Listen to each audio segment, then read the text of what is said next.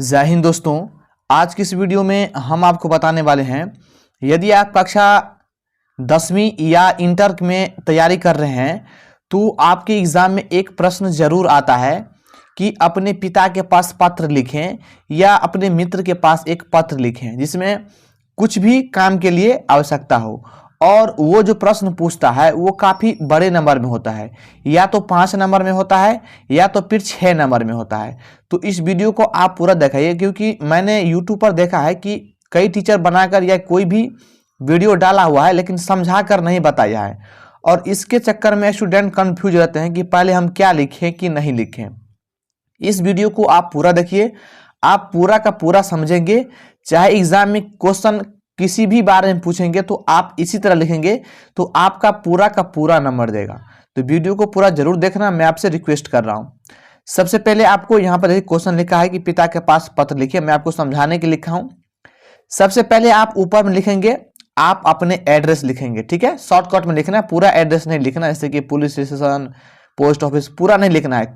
2 line में address हो, जैसे मैं लिखा हूँ गांधी चौक राजनगर, मैं बिहार से रहने वाला हूं तो बिहार राजनगर कर दिया हूं। इसी प्रकार से आप भी अपना एड्रेस लिख देना।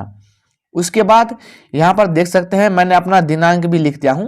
जिस तारीख को आप देंगे या लिखेंगे उस तारीख का डेट डाल देना, ठीक। एग्जाम में ये मैट्रिक और इंटर दोनों में ही पूछता है, ठीक है। तो ये चीज ध्यान रखना।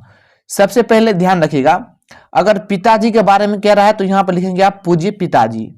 अगर मित्र के बारे में पूछ रहा है तो लिखेंगे प्रिय मित्र। ध्यान समझना, मैं फिर से रिपीट कर देता हूं। अगर पिता के पास बोलेगा तो आप लिखेंगे पूज्य पिताजी। अगर मित्र के बारे में बोलेगा तो लिखेंगे प्रिय मित्र, ठीक है।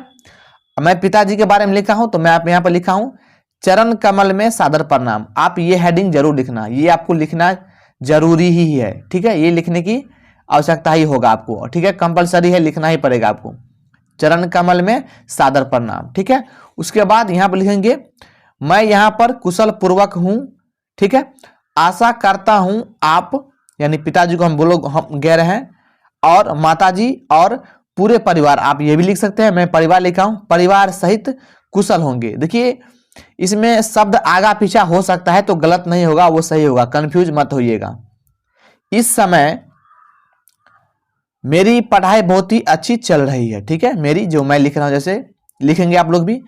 मुझे अपने कमरे का किराया चुकाना है, जैसे कि मैं अपने रूम में रहता हूं, रूम में रहकर पढ़ाई करता हूं तो उसका किराया भरना है, वही मैं इसमें बता रहा हूं। आपको जिस बारे में पूछे उस बारे में आप यहां पर लिख दीजिएगा, ठीक है। इसके बाद इसके लिए मुझे कुछ रुपयों की आवश्यकता है। किसी किसी क्वेश्चन में आपको बोल देगा कि मुझे एक ऐसा पत्र लिखे जिसमें 500 रुपया की आवश्यकता हो, तो आप यहां पर लिख सकते हैं इसके लिए मुझे 500 रुपया की आवश्यकता है। मैं आपको समझाने के लिख दिया हूं, मुझे कुछ रुपयों की आवश्यकता है, ठीक है। तो आप लोग मैनेज कर लीजिएगा। उसके बाद आप मेरे बैंक अकाउंट में कुछ रुपया जमा कर दें, ठीक है। यानी आप यहां पर लिख सकते हैं कि बैंक अकाउंट में आप मुझे 500 रुपया जमा कर दें, ठीक है। जिन्हें मैं अपने एटीएम से, यानी एटीएम कार्ड से, एटीएम से निकालकर किराया का भुगतान कर दूंगा। इसका मतलब कि एटीएम से निकाल करके मैं अपने किराएदार को पैसा दे दूंगा, ठीक है। आप यह भी लिख सकते हैं। उसके बाद क्या करेंगे, यहां पर लिखेंगे बाकी सब ठीक है। परीक्षा समाप्त, यानी समाप्ति उसी को बोलते हैं। परीक्षा समाप्ति के बाद मैं शीघ्र घर पहुंचूंगा, ठीक। माता जी को मेरा प्रणाम कहिएगा, ठीक है। आप लोग भी ऐसे ही लिखना। उसके बाद यहां पर लिखना है आपका प्रिय पुत्र। अगर लड़की लिख रही है तो वो लिखेगी पुत्री, अगर लड़का लिख रहा है तो लिखेगा आपका प्रिय पुत्र। आप अपना नाम जरूर लिखना, ठीक है। हो सके तो आप दिनांक नीचे में भी लिख सकते हैं, ये कंपलसरी नहीं है कि आप ऊपर में ही लिखें, ठीक। ये ध्यान रखना। आपको मैं उतना लंबा नहीं लिखा हूं, बहुत शॉर्ट तरीका से छोटा शब्दों में लिखा हूं ताकि आपको समझ में आए। और कहीं एग्जाम में लिखिएगा तो यह ध्यान रहेगा कहीं कट खुट नहीं होना चाहिए, ताकि देखने में सुंदर लगे, अच्छा लगे और आपका पूरे का पूरे नंबर दे, ठीक है। देखिए इस चैनल पे एग्जाम के रिलेटेड ही कुछ डाला जाता है ताकि आपको कुछ हेल्प मिले, आप एग्जाम में अच्छे से अच्छे नंबर उठा पाइए, ठीक है। यह ध्यान रखते हुए मैं वीडियो बनाता हूं कि विद्यार्थी का, मैं वीडियो पहले देख लेता हूं पूरे यूट्यूब पर कि विद्यार्थी का कमजोरी क्या है, कहां फंस रहे हैं, कहां नहीं समझ रहे हैं। उसके पश्चात मैं वीडियो बनाता हूं ताकि विद्यार्थी समझ पाए। ठीक है, तो इसको पूरे अच्छे से रीड कर लीजिएगा, तब आप अपना मन से 2-4 बार लिखिएगा।